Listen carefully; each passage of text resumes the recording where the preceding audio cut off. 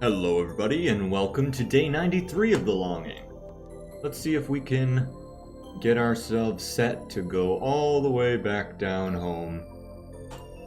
Let's see if anything has changed there. Yes, so if you didn't catch the last episode, I messed up a whole bunch of things, but I think that, again, I'm just gonna have to wait a long time, so I'm gonna go all the way back down home. I'm going to do a little bit of reading, some sampling of books, and yeah, then I can pass some time and then come back here.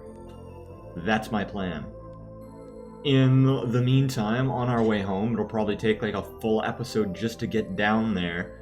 Let's see. What kind of topics do I have on my... I've got a stack of papers of just all sorts of stuff down here, and I guess... Not all these papers are longing related. Some of them are related to a board game that I got set up in Tabletop Simulator, and there's a big long list of instructions for that. It's called King's Dilemma. Have I told you about that? Really cool game. Doesn't the actual game parts, as in like scoring and trying to win, are not super well defined or super. It's hard to really play it to win it so much as it is just to play it to play it. But it's like a multiplayer game where you pretend that you're a house that you represent a noble house in a fantasy kingdom, and each player represents a different house, and you're each trying to accomplish certain goals, and you score yourself based on how you accomplish those goals in a round, and you're presented with options for the kingdom, and you and the other players vote on how you want things to go, and depending on how things go, you shape how the kingdom ends up and what future decisions you're going to have. In real life, it's like $100 or something, but I found a way of getting it in not in the longing, but in Tabletop Simulator where we can play it. Normally, I'd say that you should buy it and all that, but right now during the virus, which is the only time I would get to play this game, you obviously can't get a physical version of a board game and play it physically. So I don't feel that bad playing the game. On tabletop. I don't think you can easily normally get it. You have to like find, because I think it got taken down by the creators of the game. So you have to go find somebody else's save file for when it wasn't taken down, and then use that save file as a starting point. So it's a little more complex than you'd normally want it to be. But it's a very complex game, so it takes a lot of time investment. I've been playing that with some friends every Thursday night recently. Well, not every Thursday night. Sometimes people don't show and they've got other stuff they're doing. So, I think I'm just going to, let's see, let me turn my timer on. I don't remember how long it takes to get from the top of the caves to the bottom of the caves. But let me turn the timer on. I'm going to at least get all the way down. And then depending on if I have more time than I need to fill, we'll see from that point. But what other topics I got? I've got one thing that I've wanted to be talking about is the concept of regret. Regretting actions and decisions. And its relation in Attack on Titan. Attack on Titan has a lot of focus on the concept of regret. They've got the whole OVA series, A Choice with No Regrets, and all of that. Because of the way Attack on Titan has talked about regret philosophically and such, I'm not sure if it is literally because of that or if I already was not someone who really regretted things so much, but sort of a chicken or the egg thing. Do I like that Attack on Titan speech because I already liked it, and it was just reaffirming ideas I already had and saying them in a nice way? Or did I hear it and then I started,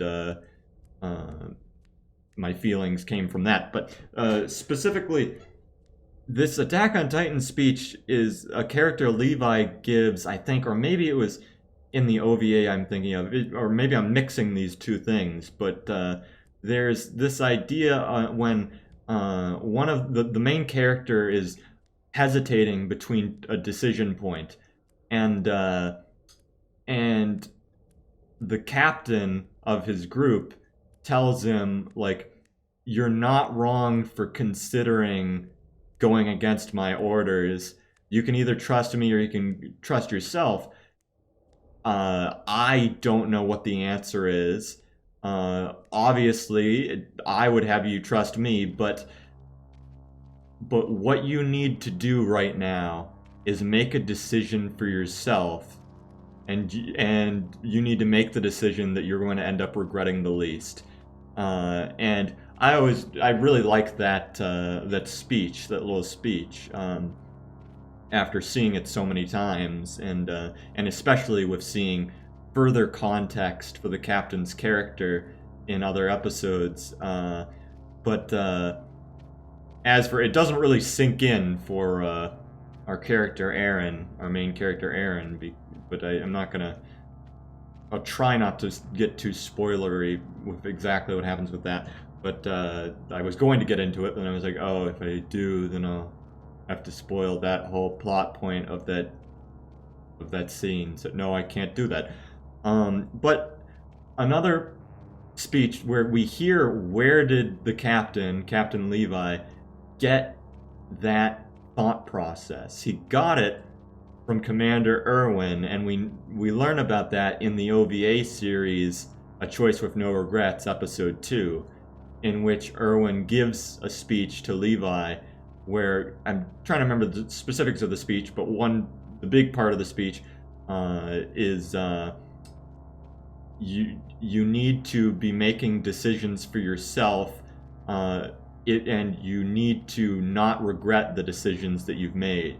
Because if you start to regret the decisions that you made, it will dull your future decision-making capabilities, and meaning you'll be scared to make a new decision because you'll be scared that, oh, am I going to make the wrong decision?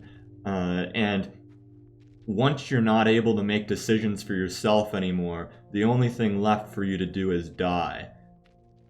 Which is giant foreshadowing for a different plot point, but for now, we also won't get into spoiling that.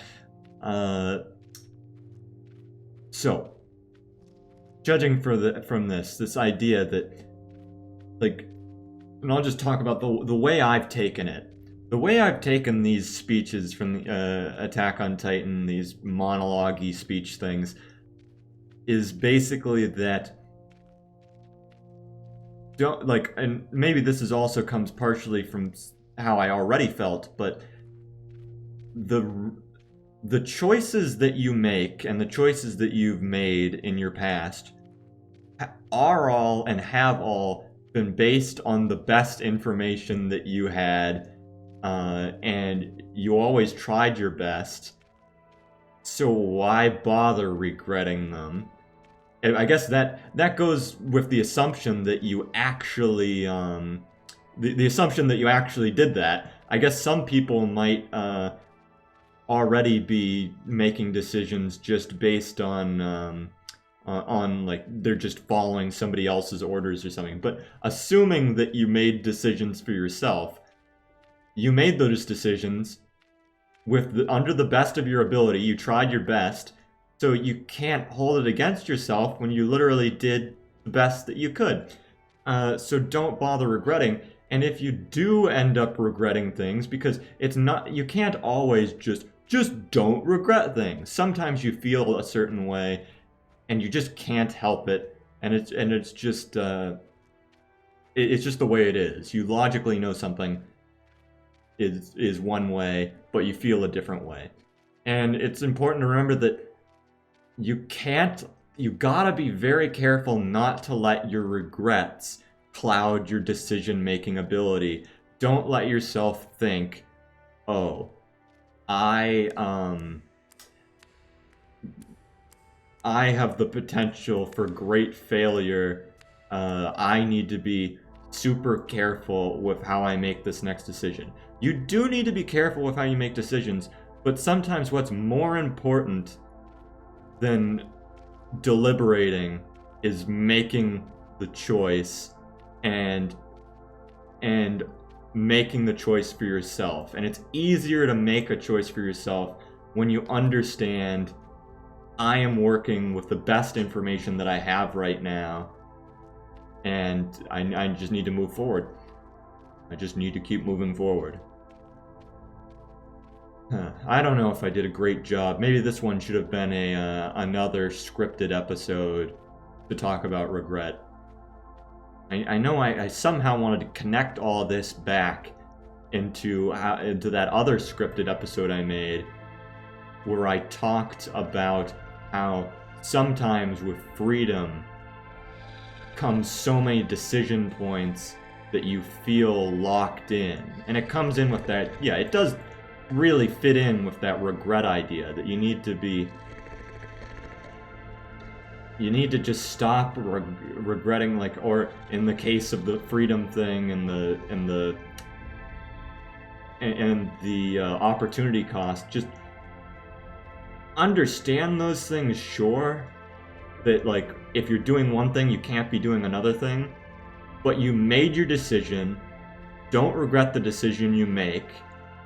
And if you do feel like you did something wrong, don't dwell on it too much. Just move forward knowing that. Don't let it cloud your future decision-making abilities. That's all we got. It's the best that we can say. And